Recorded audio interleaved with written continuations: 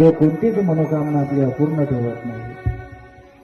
प्रत्येकाच्या आयुष्यामध्ये काही ना काही संकट आहे, काही ना काही दुःख आहे. भगवंताला ते सांगितलं पाहिजे, याच्यामध्ये संशय नाही. भागवत पुराण सांगत आहे की ज्याही नारीला स्त्रीला गर्भ नाही, मूल होत नसेल, लेकरू होत नसेल, तर अशा स्त्रीने एक उपाय करायचा. काय करायचं?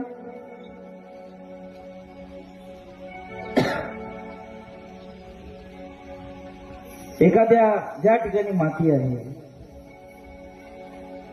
त्या जमिनीवर जायचं आणि स्वतःच्या पायाखालची माती घ्यायची.